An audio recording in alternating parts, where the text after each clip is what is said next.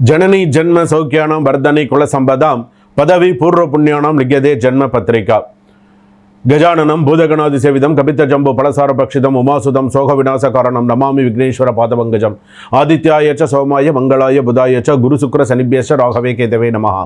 உலகெங்கும் வாழக்கூடிய நெக்ஸ்ட்ஜென் நேயர்கள் அனைவருக்கும் வணக்கம். நான் உங்கள் டாக்டர் வி ராஜ்குமார் சிவாச்சாரியார் பேசுகிறேன். இந்த வார ராசி பலன்கள் நம்ம பார்க்க போகிறோம். திங்கட்கிழமையிலிருந்து ஞாயிற்றுக்கிழமை வரை அன்றாடம் நாம் சந்திக்கக்கூடிய சில விஷயங்கள்லாம் இருக்குது. இந்த வார ராசி பலன்கள் என்பது ரொம்ப மிக முக்கியமானது. நம்ம இந்த வாரத்தில் நடக்கக்கூடிய நம்மளுடைய உத்தியோகம், நம்மளுடைய சில விஷயங்கள்லாம் நமக்கு எப்படி இருக்கும், கொடுக்கல் வாங்கல் விஷயங்களாக இருக்கட்டும், ஒரு சொத்து பரிமாற்றமாக இருக்கட்டும், ஏதாவது ஒரு நல்ல விஷயங்களாக இருந்தாலும் சரி, ஒரு கெடுதலான விஷயங்களாக இருந்தாலும் சரி, 12 ராசிகளுக்கு எப்படி இருக்குது அப்படிங்கிறத நம்ம சில விஷயங்கள்லாம் ஹைலைட் பண்ணி சொல்லலாம் அப்படின்னு இருக்கேன். ஸோ யாரெல்லாம் எந்தெந்த ராசிக்காரர்கள் மிகவும் கவனமாக இருக்க வேண்டும், எந்தெந்த ராசிக்காரர்களுக்கு சில பிரச்சனைகள், தேவையில்லாத வீண் பழி பிரச்சனைகள்லாம் வரப்போகிறது, இந்த வாரத்திற்கான சில முக்கியமான விஷயங்கள்லாம் என்னென்ன, யார் யாருக்கெல்லாம் சில பிரிவினைகள் ஏற்பட போகிறது அப்படிங்கிறத நம்ம பார்க்க போகிறோம். சில விஷயங்கள்லாம் வந்து பார்த்தீங்க அப்படின்னு சொன்னால் லாட் ஆஃப் மிஸ் அண்டர்ஸ்டாண்டிங்ஸ்ன்னு சொல்லுவாங்க. சில விஷயங்கள்லாம் நமக்கு எப்படி இருக்குது, என்னென்ன நம்ம பண்ணணும் பண்ணக்கூடாது அப்படிங்கிற மாதிரியான சில விஷயங்கள் இந்த வாரத்திற்கான என்ன பரிகாரம் பண்ணிட்டா அதிலிருந்து நம்ம ஓரளவுக்கு கொஞ்சம் நம்ம தற்காத்துக்க முடியும் அப்படிங்கிறத நம்ம பார்க்க போகிறோம். வாங்க வீடியோக்குள்ளே போகலாம். கடைசி வரைக்கும் வீடியோ ஸ்கிப் பண்ணாமல் பாருங்கள். அப்போ தான் 12 ராசிகளுக்கான சொல்லியிருக்கக்கூடிய எல்லா விஷயங்களும் உங்களுக்கு தெரிந்து கொள்ள முடியும். மேஷ ராசி நேயர்களே, இந்த வார ராசி பலன்கள் அப்படின்னு நம்ம சொல்லும் பொழுது வாழ்க்கையில் மிகப்பெரிய ஒரு திருப்பத்தை கொண்டு வரக்கூடிய வாரமாக இருக்கும். இந்த வாரத்தில் ஏதாவது சிறு நல்ல திருப்பங்கள், நல்ல விஷயங்கள் எல்லாம் வரும். ஏன்னு கேட்டால் அஸ்வினி நட்சத்திரம் மேஷராசி, பரணி நட்சத்திரம் மேஷராசியில் பிறந்தவர்கள் இருக்கீங்க. அதே போல் கிருத்திகை நட்சத்திரம் 1ஆம் பாதம் மேஷராசியில் பிறந்தவர்கள் வரைக்கும் இருக்கீங்க. அப்படி இருக்கக்கூடியதில் திருப்பத்தை கொடுக்கக்கூடிய ஒரு வாரமாக அமையும். அடுத்ததாக வந்து பார்த்தீங்கன்னா எதிர்பாராத நல்ல மாற்றங்கள் இருக்கும். ஒரு நல்ல ஆரம்பமாக இருக்கக்கூடிய சூழ்நிலைகள் உண்டு.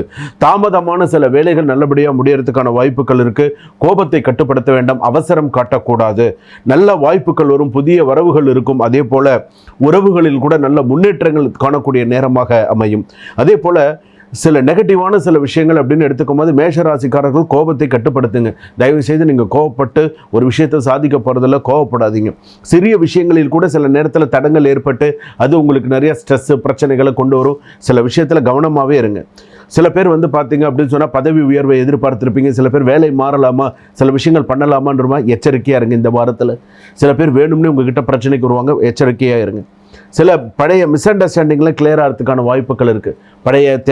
பழைய பிரச்சனைகள்லாம் ஏதாவது இருந்ததுன்னு சொன்னால், உங்கள் மேலே மன வருத்தம் இருந்ததுன்னு சொன்னால் சில விஷயங்களை கிளியர் ஆகிறதுக்கான வாய்ப்புகள் இருக்குது. அதே போல் காதல் வாழ்க்கையாக இருக்கட்டும், ஒரு ரிலேஷன்ஷிப்பாக இருக்கட்டும், அதெல்லாம் இந்த வாரம் கொஞ்சம் சுமூகமாக போகும். ஆனால் அந்த வார இறுதியில் வந்து பார்த்தீங்கன்னா ஒரு சிறு பிரச்சனை வந்துடும். ஸோ சில விஷயத்தில் கவனமாக இருங்க.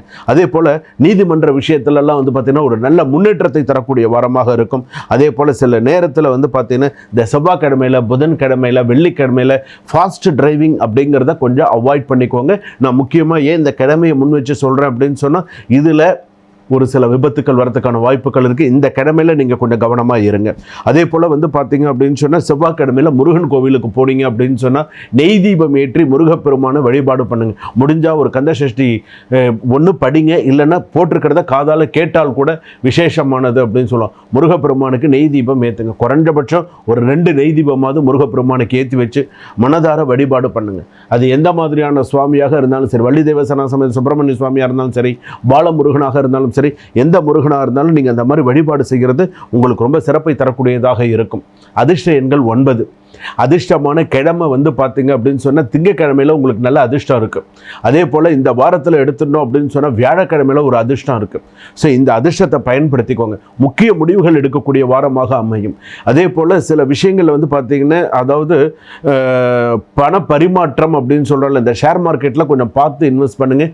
பார்த்து சில விஷயங்களை செய்யுங்க. அவசரம் காட்டாதீங்க. பண்ணுங்கன்னு அவசரப்படுத்தினாங்கன்னு சொன்னால் பண்ணாதீங்க. உங்களுக்காக தோணித்துன்னா பண்ணுங்க. ஏன்னா சில பேர் நிறைய நெருக்கடிகளை கொடுக்கக்கூடிய வாரமாக அமையும். பார்த்து நிதானிச்சு செய்யுங்க இந்த வாரத்தில். சுபம்.